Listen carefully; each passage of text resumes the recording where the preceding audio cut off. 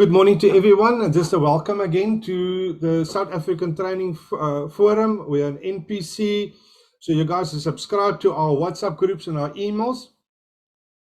And today we got a series of these blog videos that we run out. And today's video we're going to do specifically for new SDFs.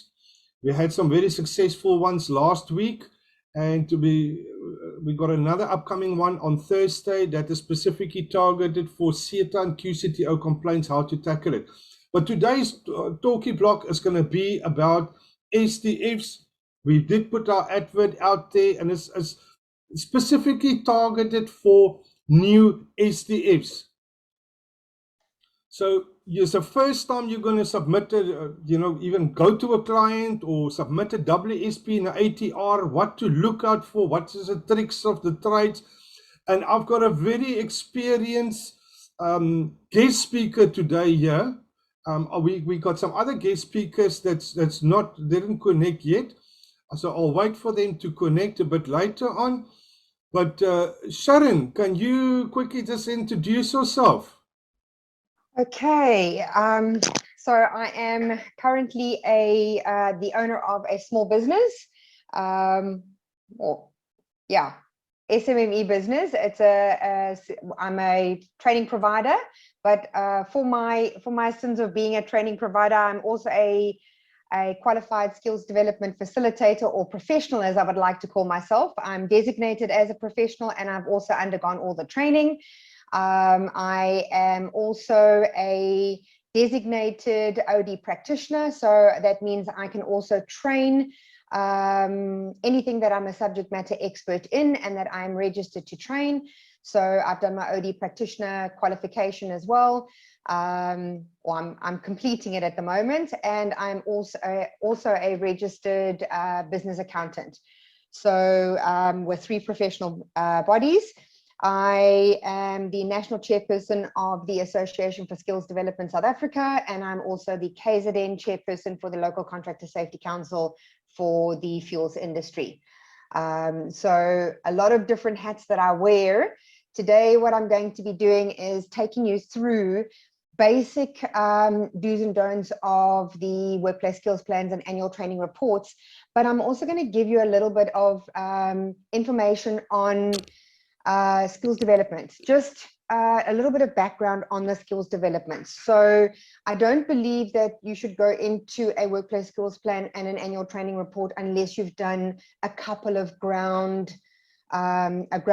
You need to do some skills auditing, some gap analysis, and you need to do some preparation work as well. So I've put together as detailed and not detailed a presentation as I can. Unfortunately, I do tend to go a little bit overboard when it comes to presentations. Just one request. Yes. Please use small words, no? Yes, I will use SMME language. I know sometimes presenters tend to go very much non-layman's terms, and I'm going to go as simple as I possibly can and not use too much high terminology when it comes to the process. So let's start the process, and then you guys can ask me questions as we go. Okay. Thank you. All right. So can I share my screen? Yes. Great. Let me just get to my presentation. And all right. Can you guys see the presentation clearly? Yes.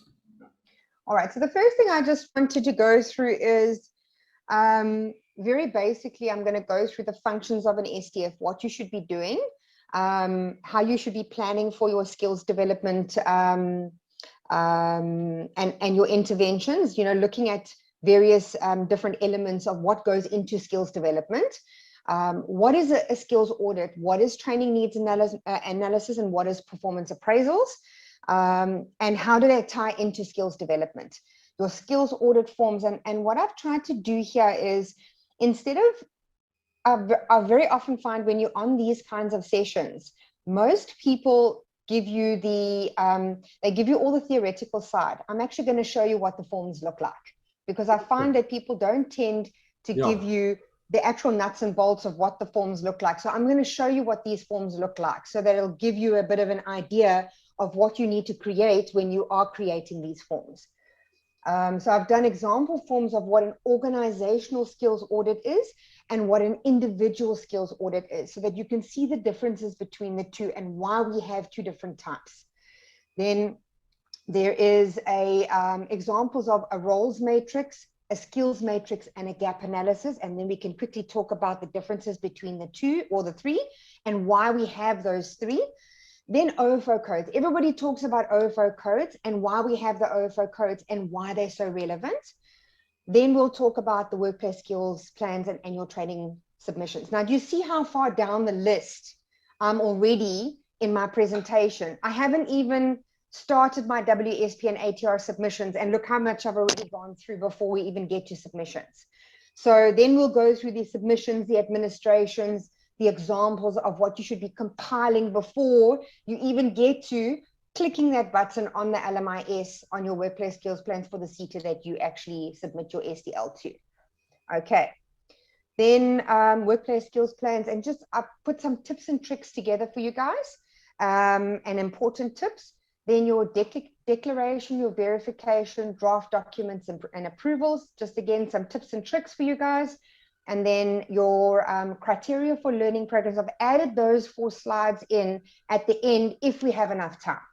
So it's just some tips and tricks that once you've done your workplace skills plans, that you need to have a look at the criteria for the training providers once you've got your workplace skills plans approved, what you look for when you are looking at the learning program. Sharon, if I can just ask you a question, will you be able to give us this presentation that we can post it with your video? No problem. No problem. You can post it. Okay. This was freshly created by me yesterday. Okay. So let's have a look at the overview of skills development. So skills development is, who's got feedback? I've got feedback coming from somebody's. All right, so skills development is the process of basically identifying the skills of your staff and ensuring that you take whatever those skills are and you develop them further. And the reason why you want to undertake skills development is because if you develop the skill of your staff, you're going to be improving the performance of your business. And that's exactly why you want to develop your staff. So skills development is all about upliftment, development of staff, improved performance of the business, productivity, those kinds of things, okay?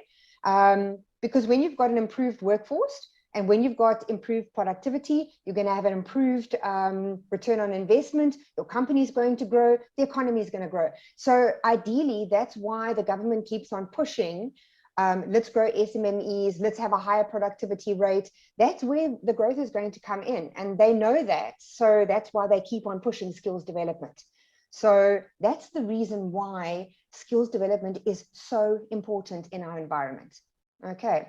And it's important for you to determine where the skills gaps are. And that's why we talk about gap analysis and skills matrices and skills audits. The audit is to determine what your current staff competencies are and where the gaps are. So it sounds like a very fancy thing, but it's actually not. It's just determining what they've already done, what they can do, what their knowledge is, and finding the gaps in that knowledge, and then training them accordingly to meet your company's requirements. And that's as simple as what skills development is. Okay. Then let's have a look at the functions of the skills development professional.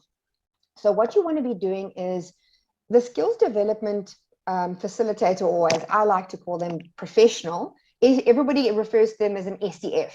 But I prefer to call them a skills development professional, because that person needs to understand OFO codes, CETA LMISs, training provider accreditations.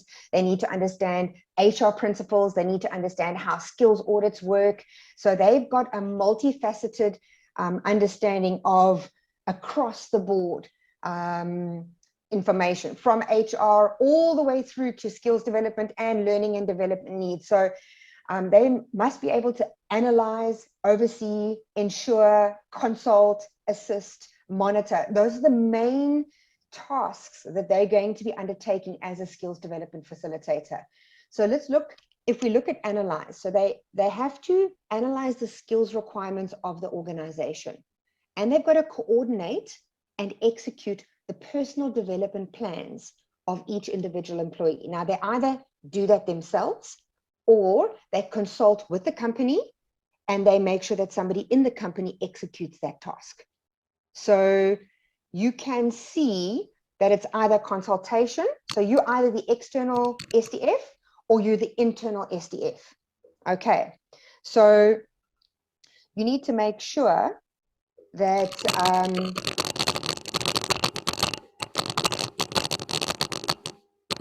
are you typing? Yes, sorry. Oh. So you need to make sure that that function still gets done, whether you're an external SDF or you're an internal SDF. So you need to just be careful of how you are managing that. Ensure the appropriate consultative process around skills development is undertaken. So remember that the consultative process is different for small organizations and large organizations. If you have over 50 staff, you must make sure that there's a union representative if you have a union. If you don't have a union, not applicable.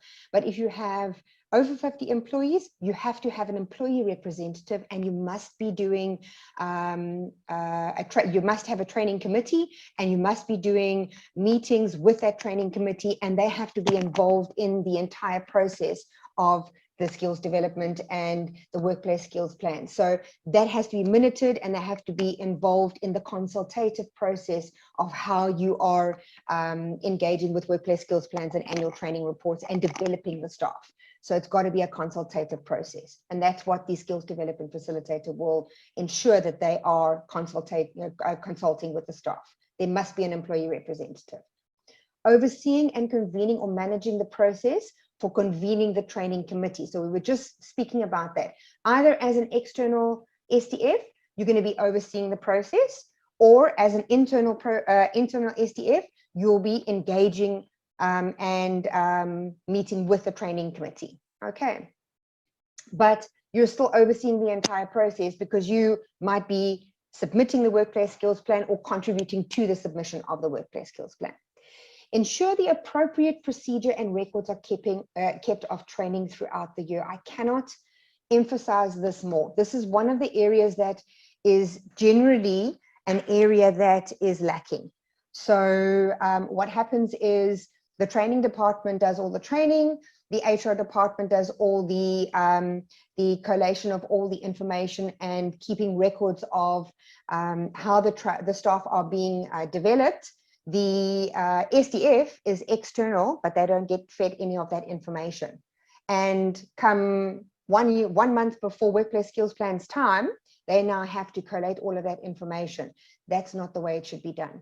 It should be done on an ongoing basis. As the training needs are identified at the beginning of the year, when you're submitting your workplace skills plan for the previous year and for the coming year, so your annual training reports, you're reporting on the previous year's training that has been completed. The workplace skills plan, you are reporting on what training you're going to be doing for the coming year. So when you go into the next year, you need to make sure that in the next month, whatever training was completed, you receive all of the reports back from the training department, from the HR department, what was completed, reconcile it, make sure that you get all your evidence, so that you're building that evidence on a monthly basis, and you're keeping all of your training documents and your information, so that when you get to the next year's workplace skills plan submissions, you've already got all of your documentation in place, so that it's easy for you to reconcile, collate, and submit. Okay. Ensure that the training committee minutes are kept. That's another thing that often doesn't happen, especially in the smaller organizations. In the larger organizations, they're very well minuted, they're very well documented, there's procedures and policies in place. But I find in the smaller organizations, because there isn't a formal training committee, or there aren't proper procedures and policies in place, that training committee's minutes aren't being kept properly. So please make sure that those procedures and policies are kept. Even if the training committee does not meet on a regular basis. Ensure that when you do meet, proper minutes are kept, agendas are kept, and that you are recording those accordingly and you're signing off those minutes correctly. Consult and oversee the implementation of the training. And I'll explain that to you a little bit later as we go through the presentation. It's important that you vet the training providers, especially if it is accredited training that is required, that you are vetting the training providers, that they are accredited training providers, because there are a number of training providers that are not accredited, that are selling their courses as accredited courses. So when it comes to the uploads of those accredited courses, there could be consequences down the line. So make sure that you are consulting and overseeing and understanding what the differences are between an accredited training provider and a non-accredited training provider. And not saying that you don't have to always have accredited training. In a workplace skills plan, it makes provision for mentoring, coaching, accredited learning programs and non-accredited learning programs. So you can have a combination of all of those.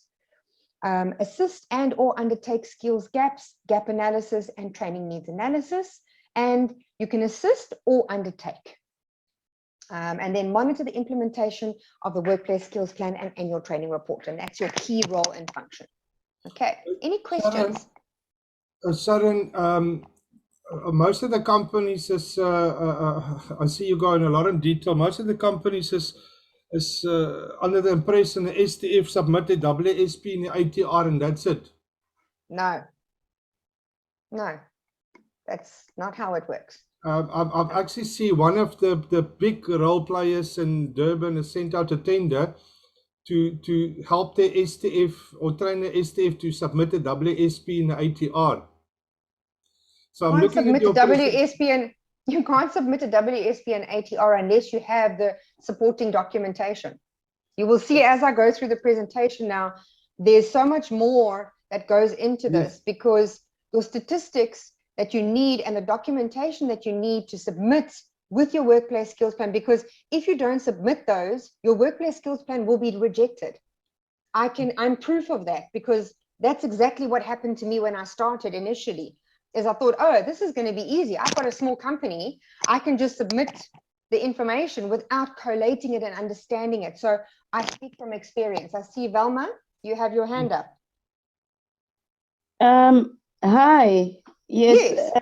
So this is, I mean, I went through the SDF course as well as the Audit course thing, and I'm finished all of it. I didn't even realize this was part of the work. So yes, this is part of the work. And the thing that people don't realize is that you can do a course and you can do the SDF course and you can do the ODETDP course. I'm busy doing my RPL for ODETDP now. I've been a facilitator and trainer since 1996. I did the first training of the parliamentarians when they came into power, when the ANC came into power in 1996. I did the first Windows 3.1 and Windows 95 training for the parliamentarians in Cape Town. So I can tell you now, just being a facilitator from that time, I'm still learning. And that was, I don't want to give my age away, but that was a couple of years ago. So I'm still learning.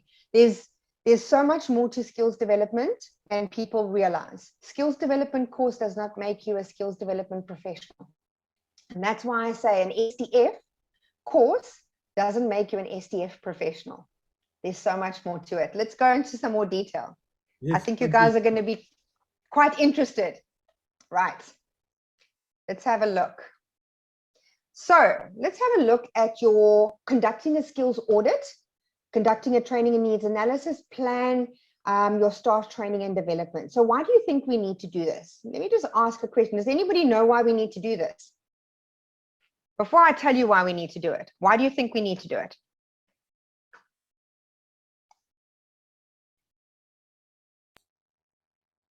One at a time, not everyone at the same time, please.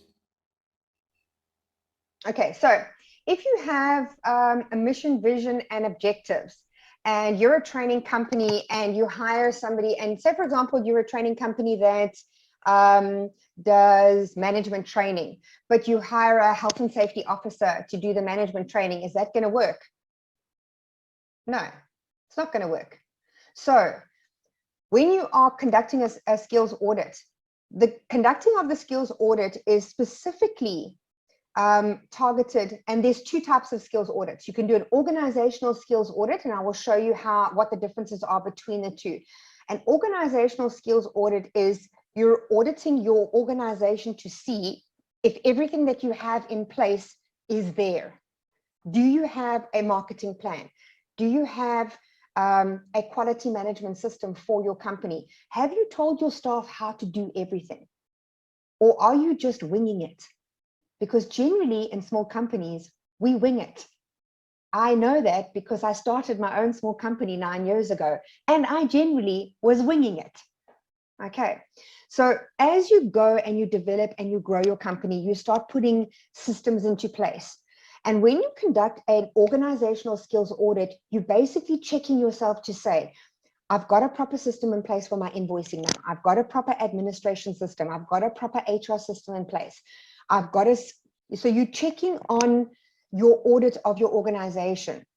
Then you're going to say, do you know what? I don't have enough staff for my sales division. And that's mostly where we have shortages, is in our sales division, because if we want to grow our company, we've got shortages in sales, or we've got shortages in marketing, or we've got shortages of our operators. We don't have enough people to do the work for the sales coming in.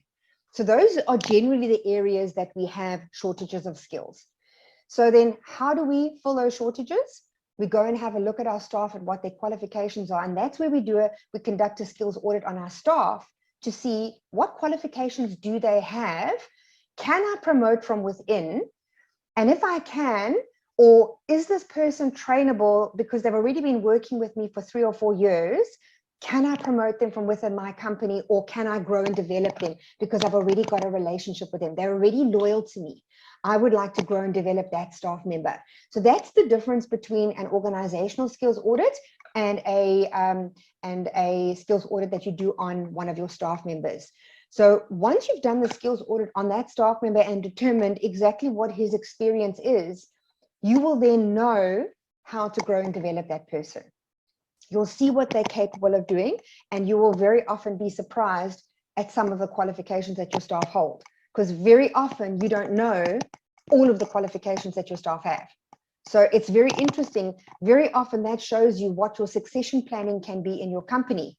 You know, you think that as the business owner or a senior person in your business, there's nobody else that can take some of the responsibilities off your plate. That skills audit will allow you to see who's management material, or who can be a supervisor, or who can be promoted very quickly. Okay, so that allows you to reprioritize your business. Okay, it shows you what the current state of your skills are of your staff.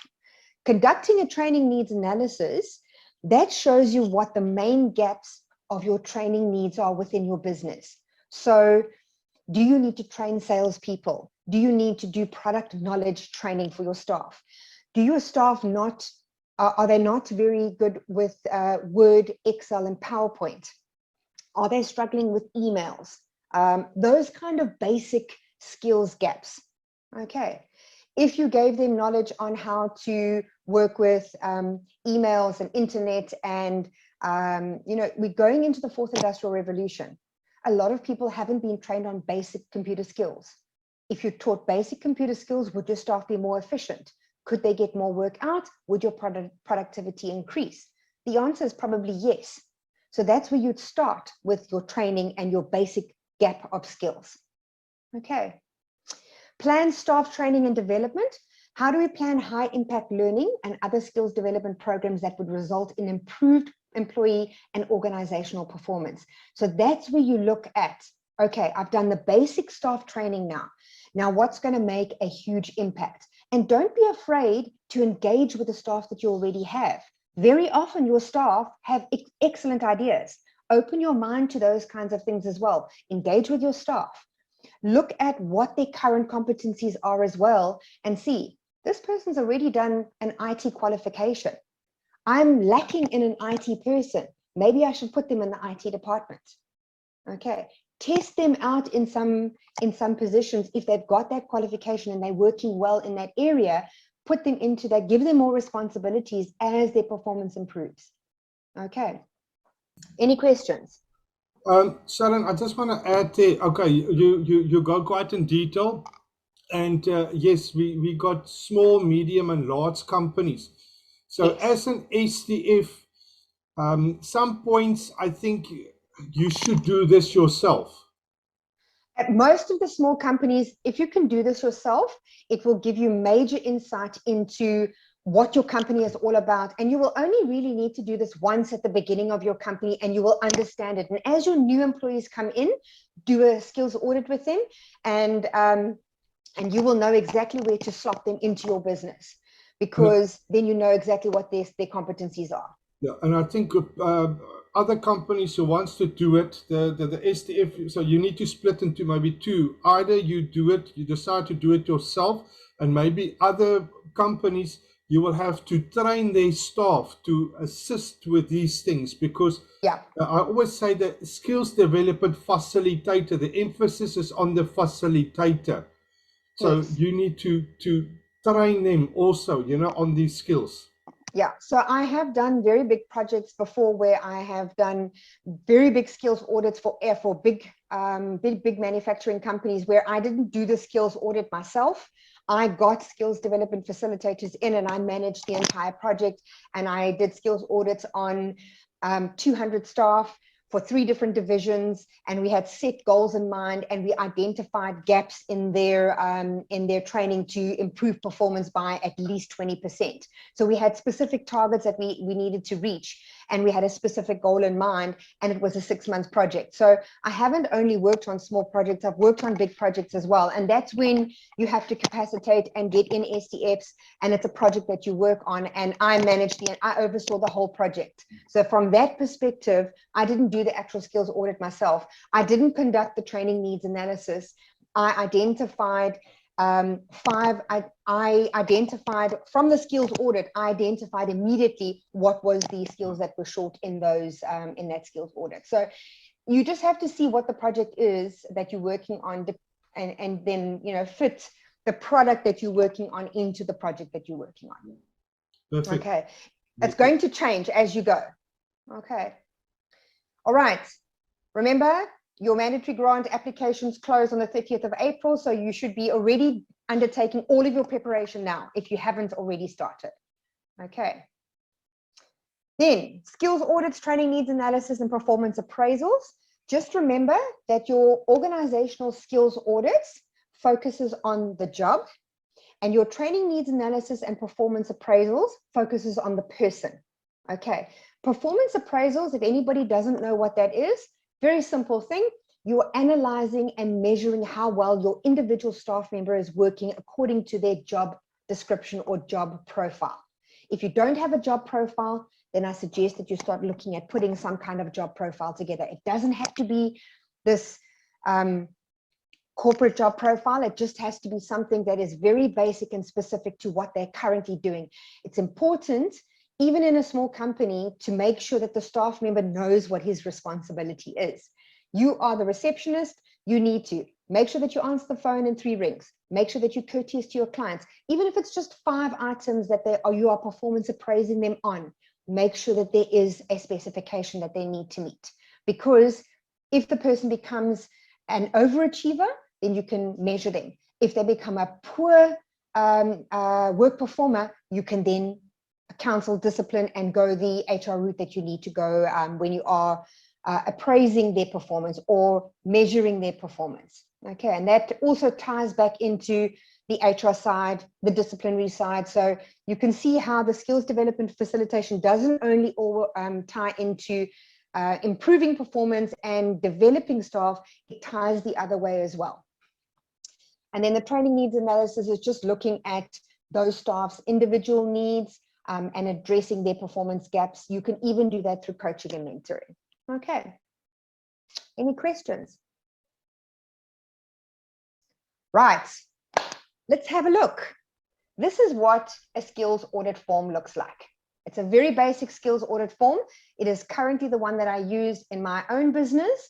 I've just tweaked it a little bit for a client, And I'm actually busy doing an audit on my own business. I did my skills audit form many years ago, so I'm retesting this one out again on my own staff, and I tweaked it a little bit after I did it. So what a skills audit form will look at, it'll look at the biographical details of the person. So the biographical details is always your basic information: name, current job title, do you manage any staff, what department are you in, how much do you earn, what grade are you currently on or in. Very often there's grades to a company, so, or levels. So there's a entry-level staff member, or what we call a general service employee, or there is middle management, senior management. I don't know if anybody has been exposed to a payroll. There's levels on a payroll, and each of those levels have, it's a descriptor. It's almost like your NQF levels. Then your home address, postal address, telephone number, and next of kin. So it's your biographicals, okay? Then it's like your CV, your employment history, your education, your training, and any professional institutions that you are a member of with your professional designations. And then you go into the next phase, which is your knowledge, communication, skills, anything that the person's got any experience on.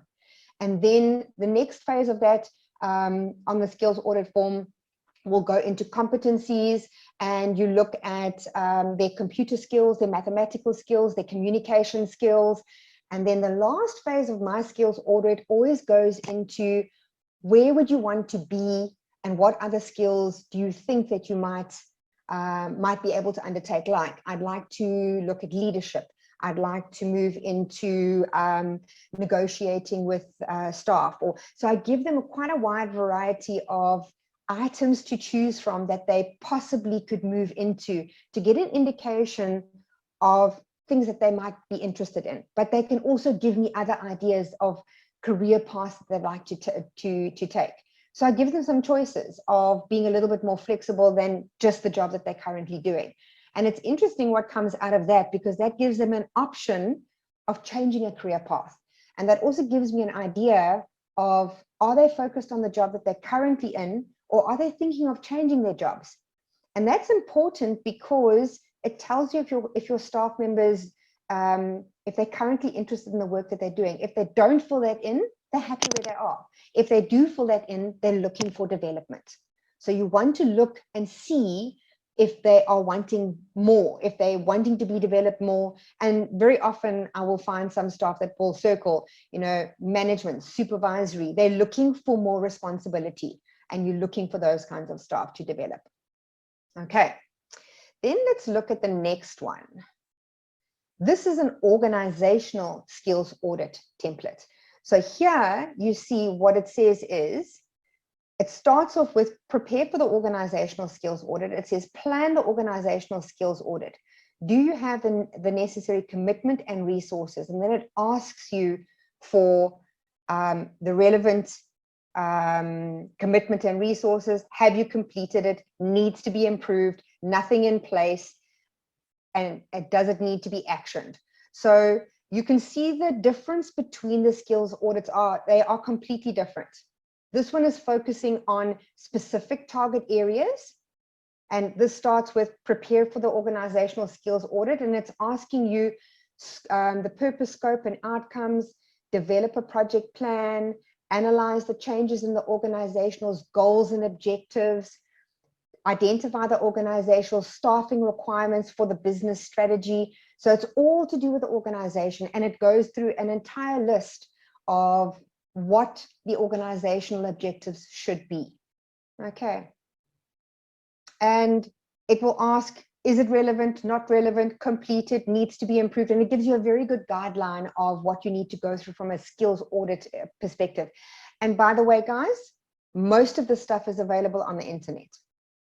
So if you want to research this, it's all researchable on the internet. You do have to do quite a bit of research, and that is part of your development as well. So as an SDF, when you are doing SDF research, all of these things are available. You've got to research quite in depth to get to the right things. And very often when you're looking for a gap analysis, you've got to go through 10 gap analysis before you find the one that you like. And very often it's not quite what you need for your business, but you take the gap analysis from 6 and you create your own gap analysis. Okay. You've got to tailor what you need to your business. Right.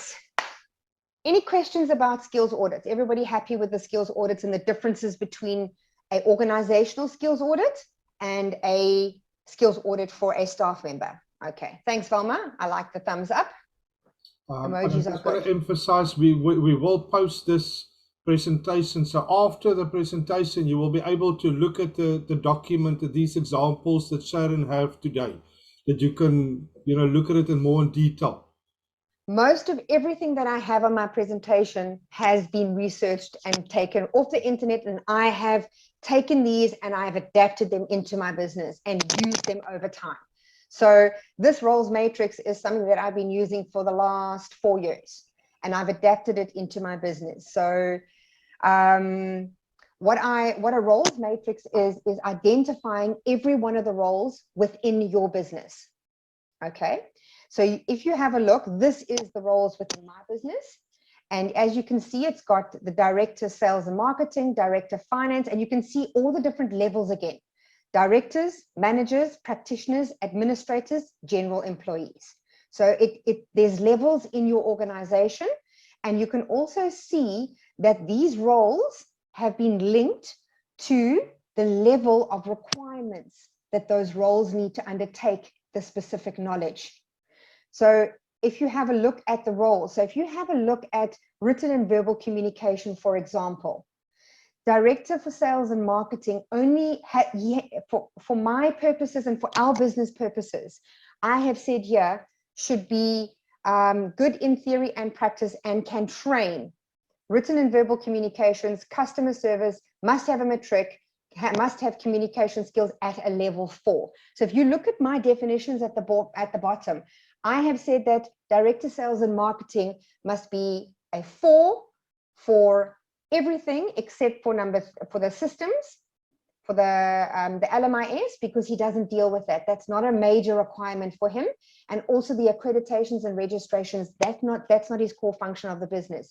So he's got a 3 and a 3 for those, which means he should have knowledge and do independently, but he doesn't require a 4. So do you see how you link the definitions at the bottom, or how you rank your roles matrix to the positions within your company, and how you give it a level of importance? And you can see under my general workers, the accreditations for my general workers, that it's not a requirement. They don't work as facilitators or assessors, so they don't need to have an accreditation. However, my manager for sales and operations needs to have his accreditation and registration, but he doesn't need to train it. Okay, he just has to have knowledge of it. So a 3 is appropriate for him. Okay, but myself as a director for finance, HR, and compliance, I'm the compliance officer of the company. I have to have 4 for everything. Okay, so that's how you determine the level of importance linked to my bottom little block, and you set the levels and how important that role is in the business and what level that person has to achieve in that role has to achieve in the business. Does everybody understand how the roles matrix works?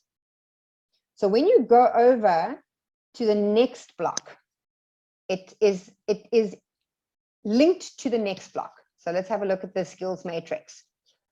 So now in the skills matrix, when you go to the skills matrix and I go to my skills audit, I've got I've got 5 questions on my skills matrix. Go and have a look now.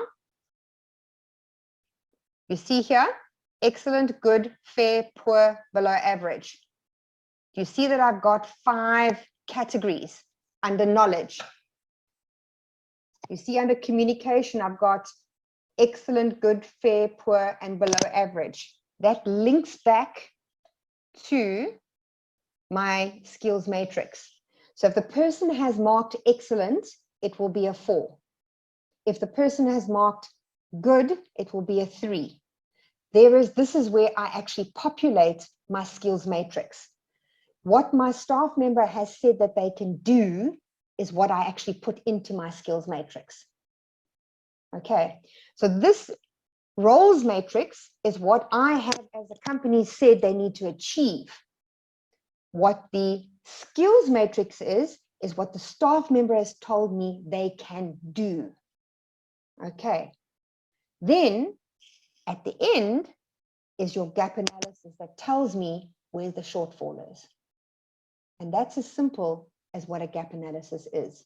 It's the difference between what you have set as the roles matrix, what they have said that they can do, and that gives you either they are overqualified. So if you have a look at my gap analysis of my staff, you can see that wherever there's a -2, it actually means the person is overqualified for the position. Wherever there's a 1 or a 2, it means there's a shortage of skills. Wherever there's a 0, it means they are competently trained and they do not need to take any more training up. Okay. Does that make sense?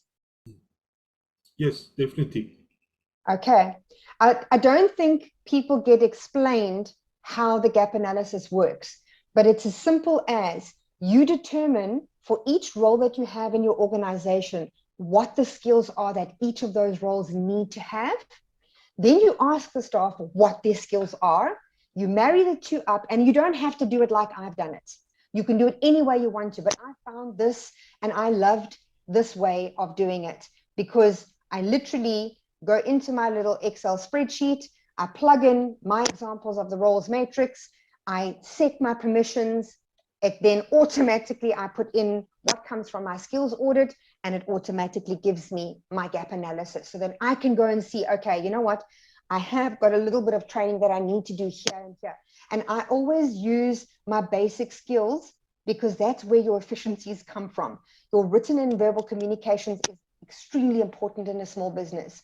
Your customer service, absolutely key in a small business. Matric, not as key for your general service employees, but very key for your senior staff. So all the ones just mean that my permissions have been set at the wrong level. We should change it so that it's a 0. And your communication skills, it just means that all the ones mean that we don't need to really train in that respect, but maybe we can do a little bit of a refresher there. Okay, it's not bad, but maybe we can do a bit of a refresher. Okay. Any questions?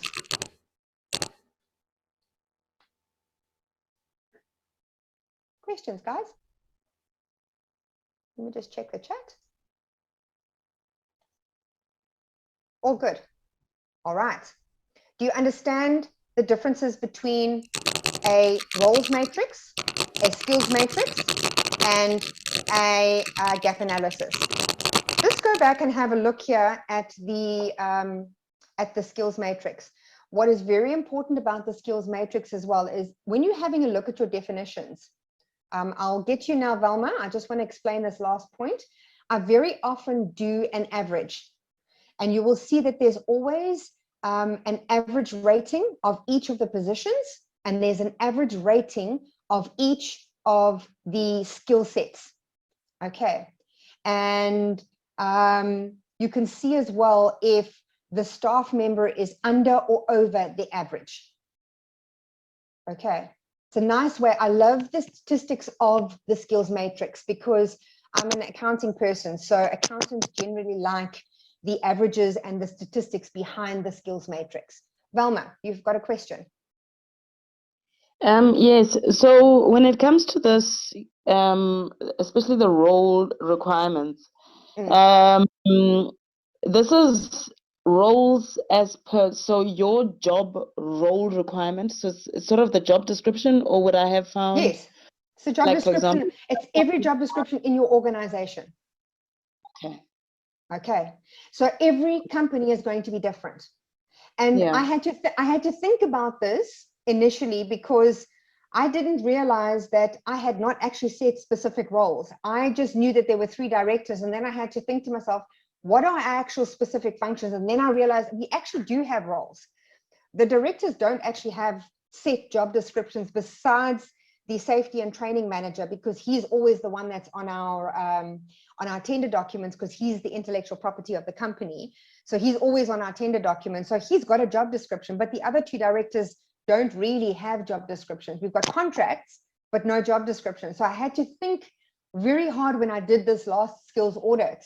And then I did the skills matrix, and we came up with specific levels, and then I adjusted my payroll, because on my skills audit, on the payroll and my EEA1 forms, I adjusted it to all the roles that we'd set on our skills matrix. And you can even link these to specific OFO codes. I'm going to show you that now. Okay, cool. Okay. Thanks.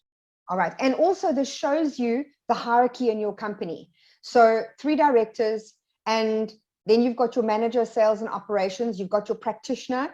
The 1 director is also a practitioner. The manager is also a practitioner. So you've actually got 3 practitioners that double as practitioners and trainers, but you have to give them their lead role. What is their major role? And always determine what their major role is. Okay. Okay. Can you Thanks, see, Sharon. can you see how many administration people there are in a training business? Yeah. Okay. An accredited Sure. training business has and I've got 2 extra staff. Since I did this, there's 2 extra staff that need to be added to this list, and they're in administration, quality assurance. Okay. Right. So everybody understands that now. Let's talk OFO codes. All right. OFO codes, you need to make sure that when you are registering with whichever CETA you are registering with, you need to make sure of, the first thing is that you check the CETA for the OFO code that is on the CETA itself, because some of the CETAs don't have the same OFO codes. Some of them are still, if I'm not mistaken, on the 2017 OFO codes. So double check that. The latest version is the 2019 OFO codes. Okay. There are 8 major groups. Those are the major groups that you have, and you can just Google it. It's the 2019 OFO codes. I think, if I'm not mistaken, it's on QCTO and SACWA. Okay. And an OFO code will always start with 2019-1, 2, 3, 4, 5, 6, 7, and 8. And it's generally a 6-digit number after that, because it goes into major groups, minor groups, subsectors, and then professionalizations. Okay, does everybody understand what an OFO code is?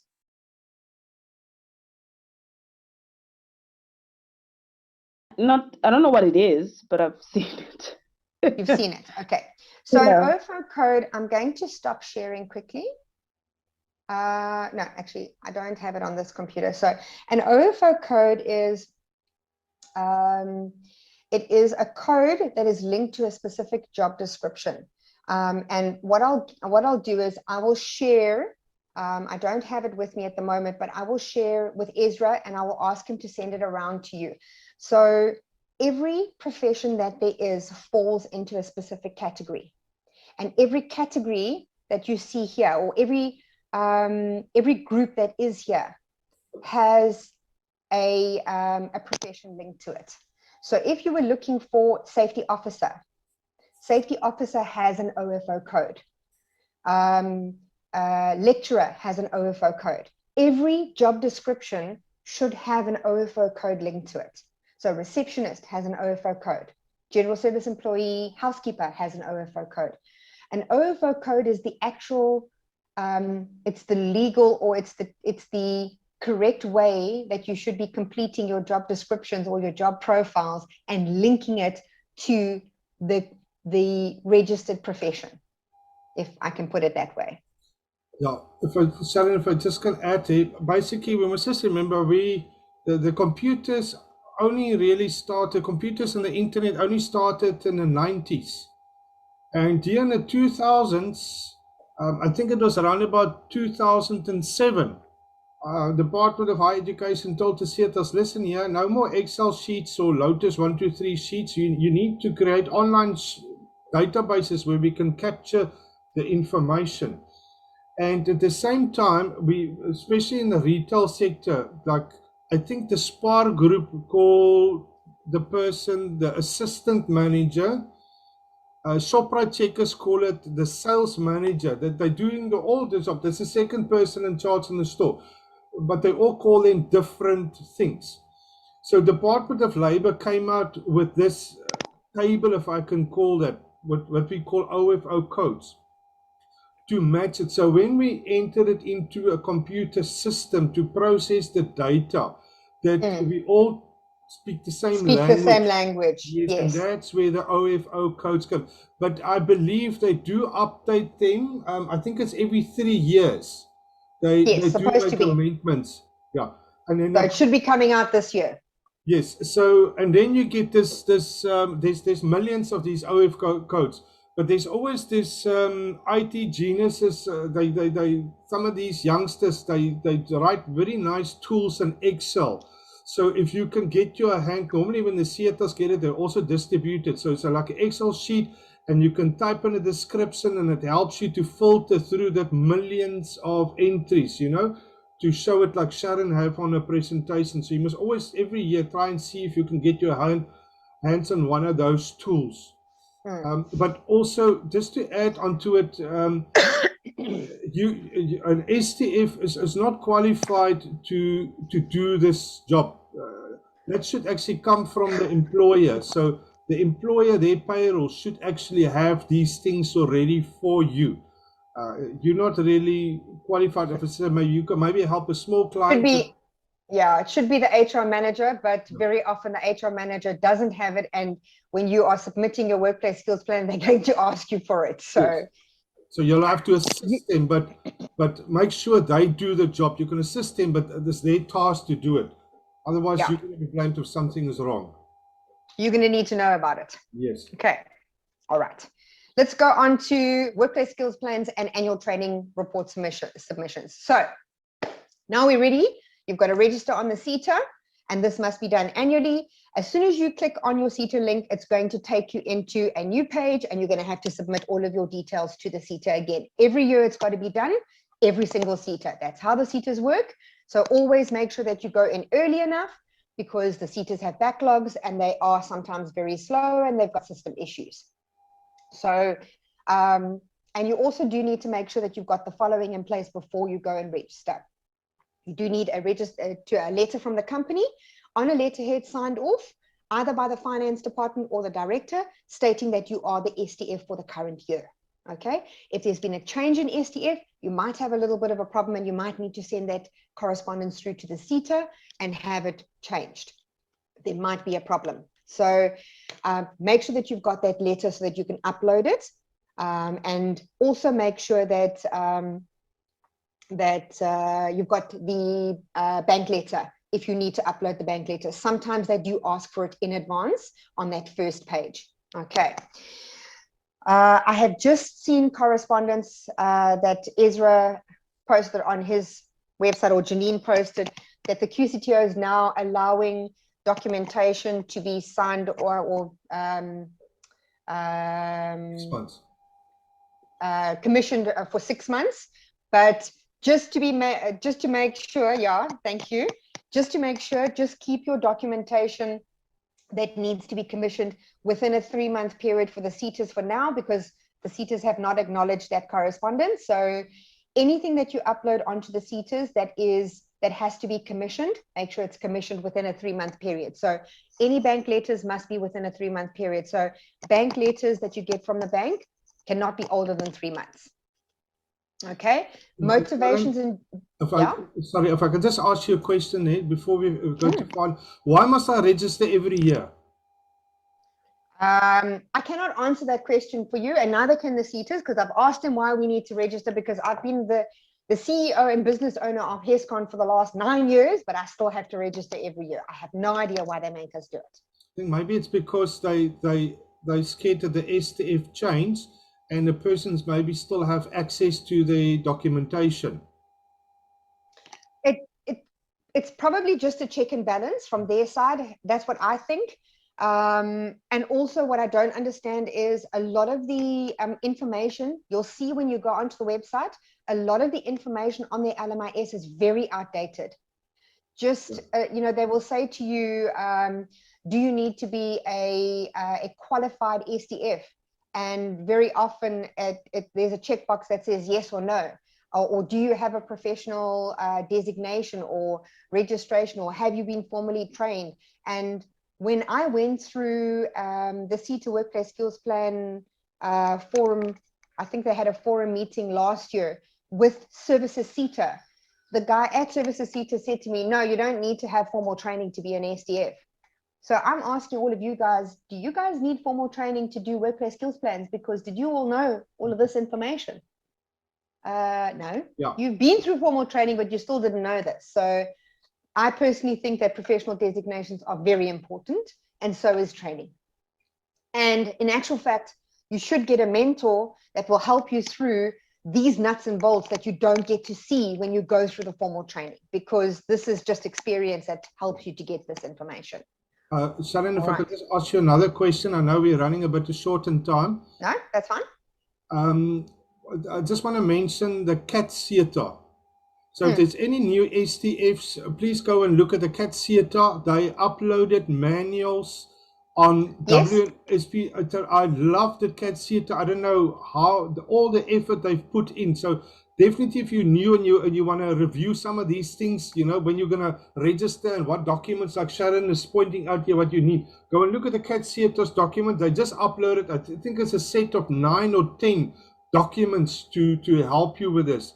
So that's definitely a resource. And then this another question, Sharon, I'm going to put you on the spot here.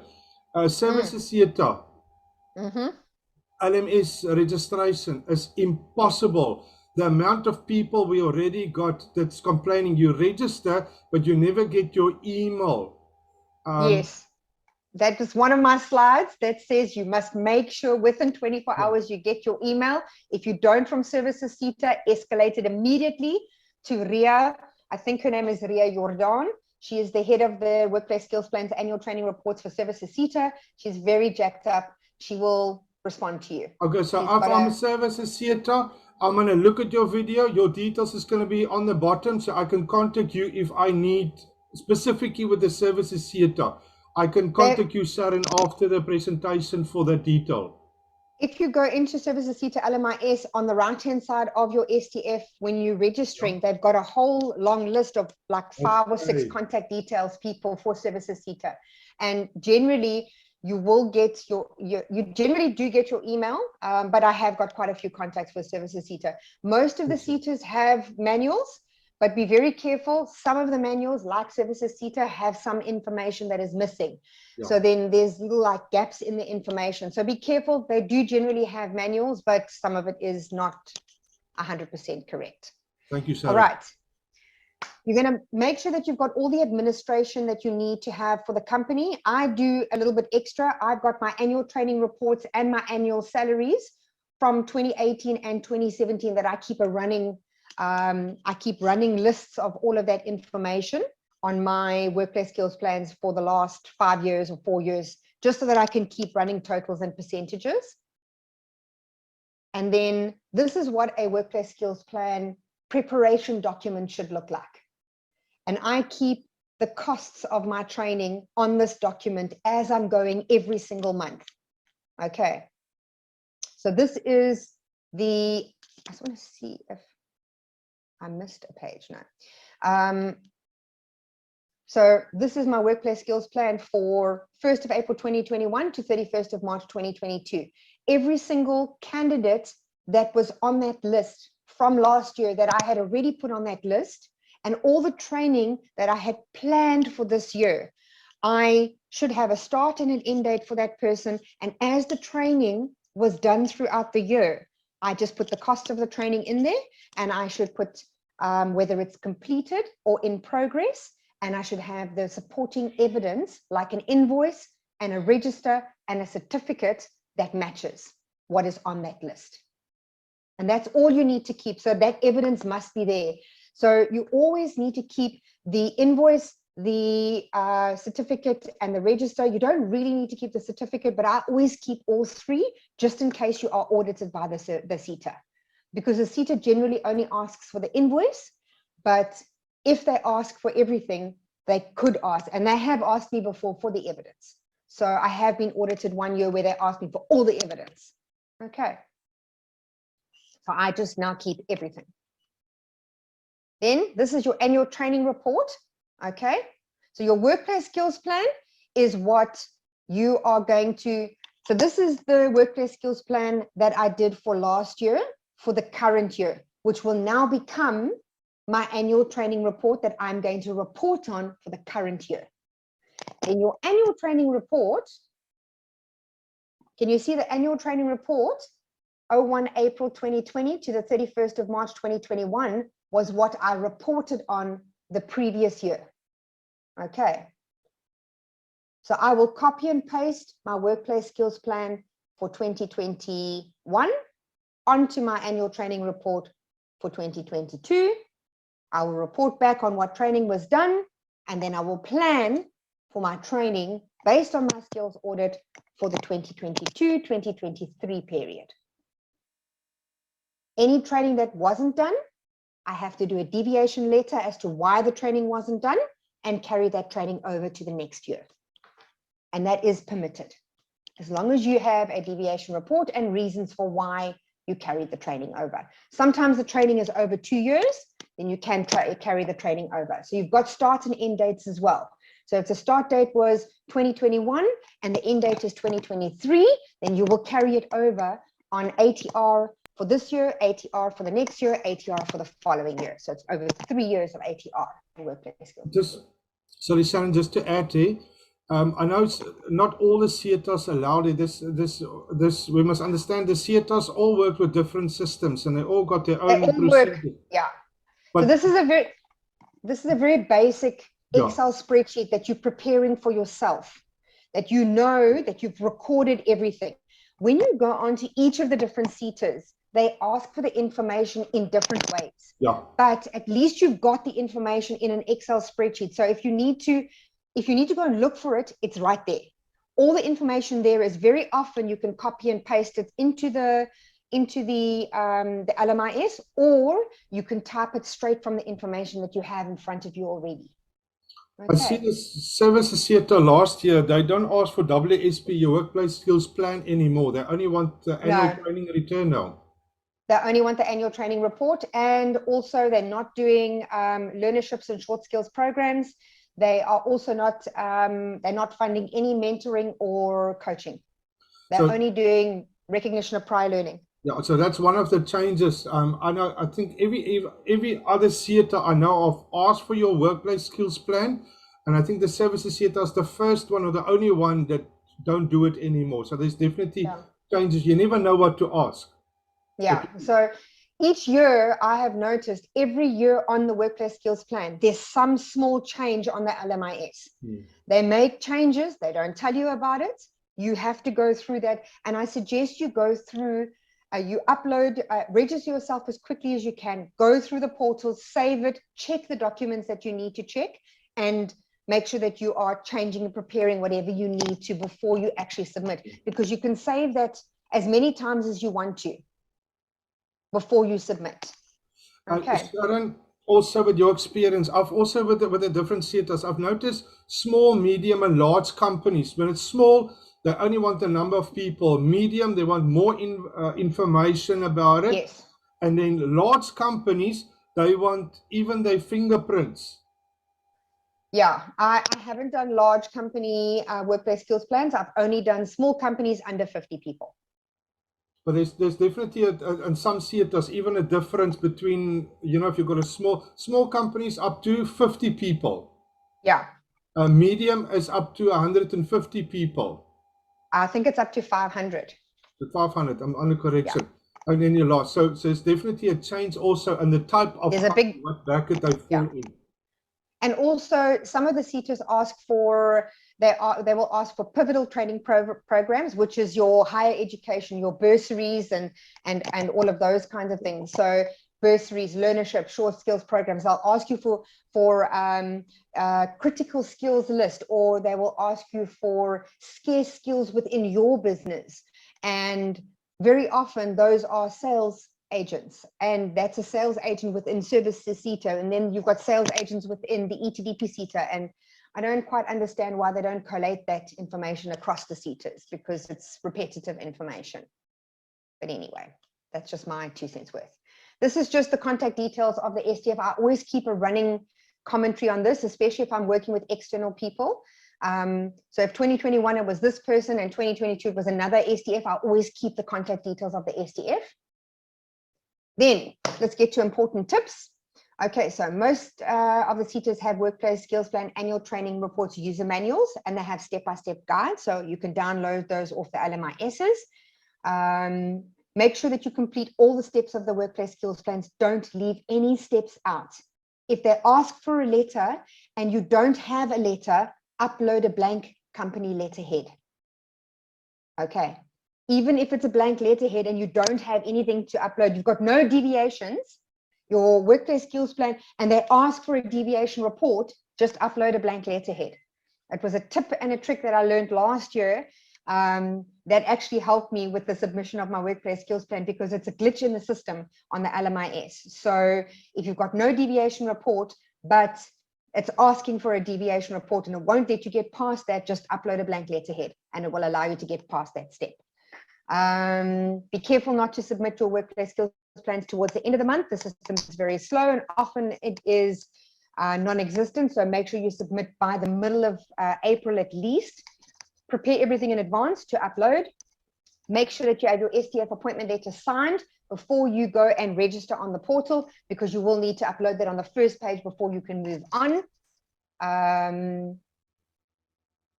Make sure you have your deviation letter ready as well, if you have any deviations, and make sure that the training that you've done from last year matches the training that you have completed. Otherwise, you will need a deviation letter, and make sure that it's specific. Everything needs to balance. Okay, educate yourself on your current training providers. Make sure that they're accredited and know what the accreditation process is. Yes? I just have two questions there. Okay, so can we just recap there? And I know a lot of people don't understand it. So we capture all the information online on their system. And sometimes you get where they ask you a document, you got a very helpful tip there. The system doesn't allow you to, you don't have that, you don't need it, but the system don't allow you to carry on, then upload the bank document. This is a very good tip. Now, very good tip. So okay, I've captured everything now, you know, for the first time people. Then it's gonna, when I've uploaded everything now, the system is gonna ask me to submit. I know all the systems is different. It's going to ask me to submit, but that is not the final submit. No. Okay, what happens after that? Just for the first. You must do two things before you submit. Number one, you must download the draft copy, check it, save the draft copy, and you've got to do what we call a declaration and authentication. I'm going to show you right now. Okay. It's called a declaration and verification. If you do not do this page, your workplace skills plan will not be accepted. Okay. If you do not download the declaration and verification, and you can only do this when you get to the end, it's either sometimes on the first page of your LMIS, and when you register, it's on that first page. So it's on Services CETA, if I can remember correctly. As you register, it's on the first page and you can download it, or the WSP team will send it to you, because on last year's workplace skills plans, the one that you downloaded didn't look like this. So they sent, we uploaded the one that was on the system. Then they realized they'd updated the form and it hadn't linked through. Then they sent us this form, so we had to upload a different form. So make sure that you are communicating with that department at all times, because they change the forms, they don't upload the forms, and then they're incorrect. So make sure you've got all the correct forms. So you will have to liaise with them quite a lot to make sure that you've got the correct forms. I think there are, I worked with, I see you here, your example shows the year 2021. 2021, 22, yes. Yes. That was last year's form. For that, and the two CETAs that I've worked with the last 2 years, actually when you download it, it actually downloads everything in one pack, at one Sometimes PDF it does. to you. Yeah, sometimes it does. It will download all of your information in the form. With some seaters it doesn't download anything into the form. So with the one company, because I do multiple companies, one of the companies with services seater downloaded all the information. The other company, it downloaded nothing. So Okay. it just depends. So basically this document also that I've downloaded is a summary of everything that I've captured. Correct. And that needs to be filled and signed. Not the summary, just the declaration and verification page. By Because the you'll get a CEO draft of, and yes. whoever it said. And then I need to upload that signed document. Yes.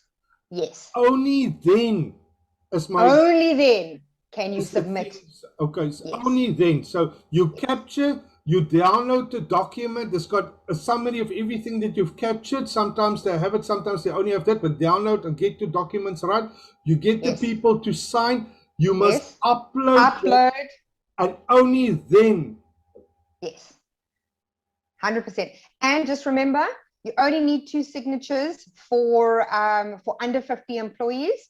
You only need to have a union representative signature if you have a union, and you only need to have a training committee over 50 employees. You don't have to have a financial manager if it's under 50 employees. But if you're over 50 employees, you have to have all of these signatures. Okay, so just read the documents that you get from the seaters very carefully and take your time to read it, because they are very specific with their documents. Okay, I just wanted to go through, this is what your draft document will look like that you download before you download this. So you download the draft document. This is my draft document from last year.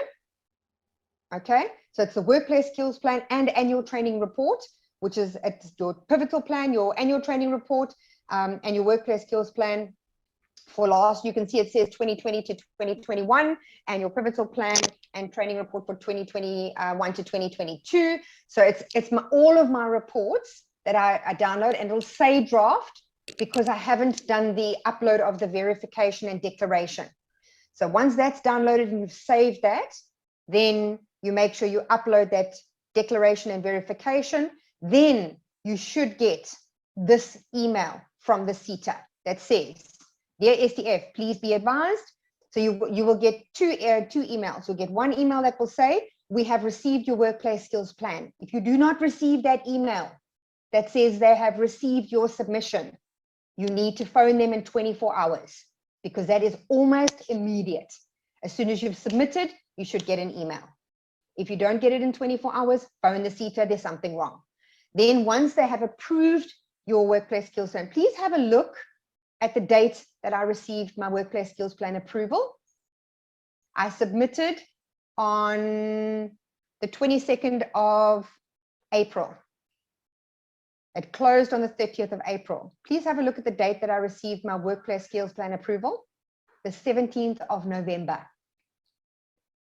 April, May, June, July, August, September, October, November. 7 months later. Does not take 5 minutes for them to approve your workplace skills plan. You have to nag them for it. Do not nag them. Every month you send them an email if you have to diarize it. And this is what you should receive once your workplace skills plan is approved. They will send you from wspdocs@servicesseater.org.za. And note, services seaters only got one S. Okay. I think most of them also post the date on their website to say if they have it. They will post the date. Yeah, because someone needs to physically look at your documents, what you've submitted, and work through that. If there's anything wrong with your documents, they will send you a remediation email that will tell you exactly what is missing. Most of the time they speak Greek, so you have to ask them for specifics. Yeah. And then I know we've run out of time, so I have put some information on the slides that you guys can read through, but it's not a 5-minute process, this, guys. It's quite in-depth. I think they give you normally 30 days to respond. They give you 30 days to respond to the remediation, and I suggest you respond immediately if you can. It takes sometimes a couple of days to put that information together, but if you prepare like this, your response can be quite quick because everything's already prepared. So if they ask for the training reports, or if they ask for the mentor reports, or if they ask for the invoices, it's an immediate thing. It's all filed in one place. It's easy for you to respond to them. Sorry, Sharon, I just want to add there, it's easy also to miss an email. I had one of my clients and I've missed one of these emails. But I've also noticed if you log in back into the LMS system, they will give you statuses there. So They do many give of you them statuses. you can, you know, if you're scared, just log into the system and see if there's any notice or anything else that appeared on it. All your previous workplace skills plans that you've submitted on the system will appear on the system in perpetuity. So it stays there forever. So as they've approved it, you'll see your 2020, your 2019, your 2018, anything that you've submitted will be there, and it'll say rejected, not approved, submitted, approved. Whatever's there in remediation, it will stay there as it is. Okay. But yeah, make sure that you do a follow-up on your workplace skills plan. At least, I would say, after workplace skills plans are submitted, at least 2 weeks in May, every 2 weeks. I would say after workplace skills plans, a month, at the end of May, at the end of June, and then every 2 weeks after that. Okay. And I'm not going to go any further, guys, because that just goes into our criteria for prioritizing learning and learning programs. It's very self-explanatory. And then just support staff in applying learning, the levels of the 4 levels of education, and performance focused on return on investment, and my conclusion. So you guys can just read through those in your own time, but like I said, I will make this presentation available to Ezra to circulate to you guys. Just before we get to the end, we're going to allow for some questions and answers. One tip, every single company in South Africa is capturing in April, and Yes. everyone runs late. So Yes. what tip do you have for us? I know I've got 2-3 SDFs that always phone me. Then especially in that last week of April, we wake up 2-3 o'clock in the morning. Yes, I try not to do that. That's not how I like to work, because inevitably that's happened to me in the past, and I've ended up not submitting a workplace skills plan because of that. I try not to work at the lastminute.com program. It's February now. If you get your ducks in a row now, you can still get your workplace skills plan and your submission sorted out. There's enough time to get a small business's stuff sorted out now. I've given you enough tips to get everything sorted out with an under 20 people or a 10 or 15 people now.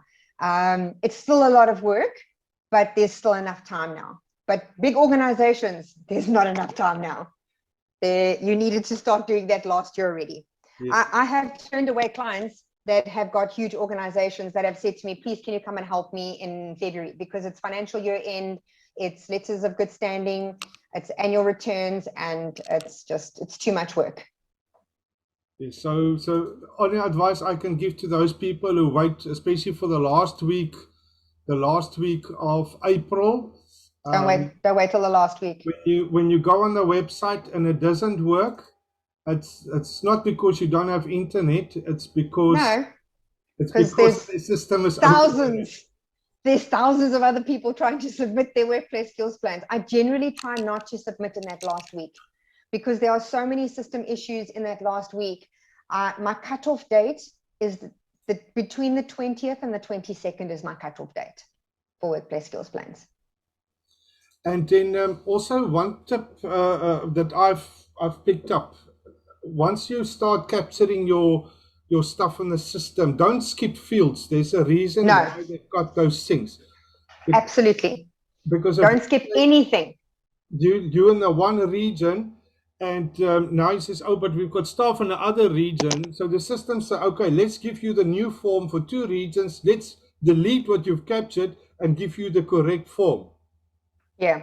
Even on your first page, when you are submitting the number of staff that you have, even if you put in, I've got 11 staff and 9 of them are permanent and 2 of them are temporary, and it doesn't add up to 11, it will already reject you.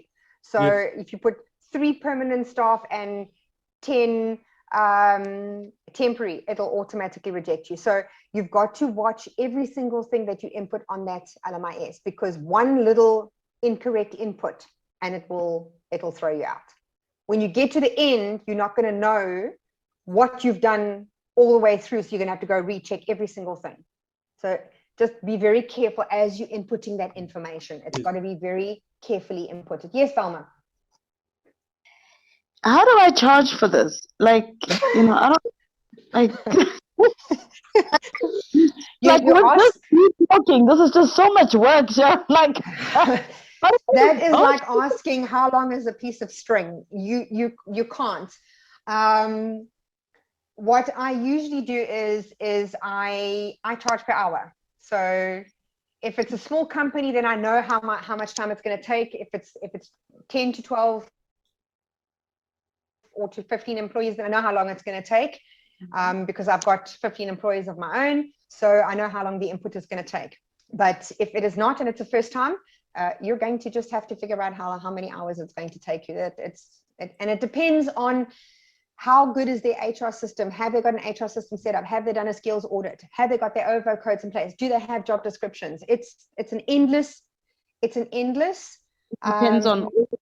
Yeah. Depends on outside factors. It's not as easy as I can just do a workplace skills plan. It's not as easy as that. You've got to. Workplace skills plans are dependent on other people inputting information.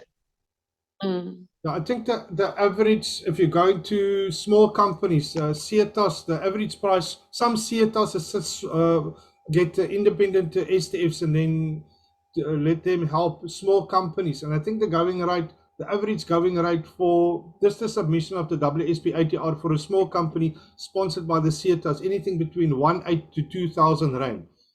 But that's only that one small function. On our side, I normally tell the people to look at, how much skills levies was paid. And then you're looking at the 20% that you can get them back, especially when you start looking at medium and large companies. So you can work on it doesn't help me sending them an invoice for 20,000 Rand and you can only get them 1,000 Rand back.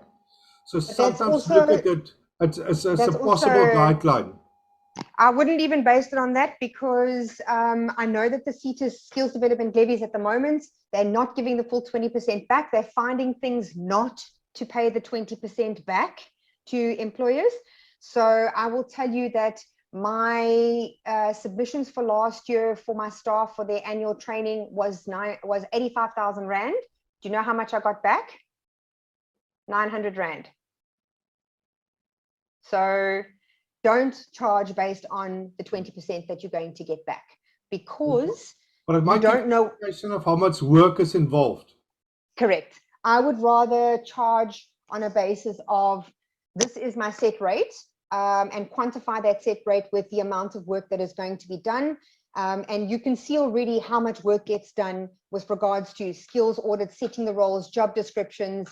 I'm very fortunate. I am an HR professional. So I've already got the knowledge. I've been doing HR for 30 years. So I'm an HR professional, I'm an accounting professional, and I'm a skills development professional. So I've already got the rounded package of having all of that knowledge. So my clients are fortunate to have the entire package there. But if you need to go and recruit an HR specialist to assist you with the skills development side, that's where you're going to have issues, because now you've got to get another professional to come and assist you. So it's not an easy thing. Okay, thank you. Thanks for that. My pleasure. My pleasure. Thank you, guys.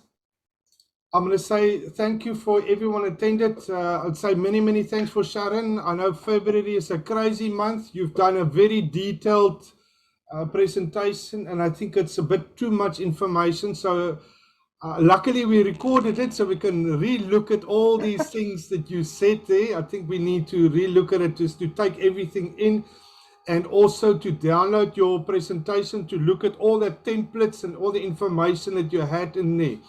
Again, Sharon, many thanks for putting your time out.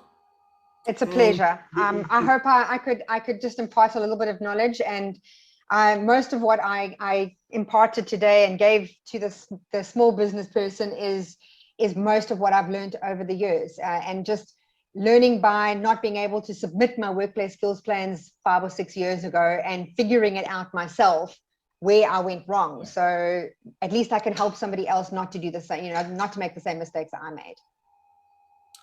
Many, many, many thanks, Sharon. Highly appreciate. Pleasure.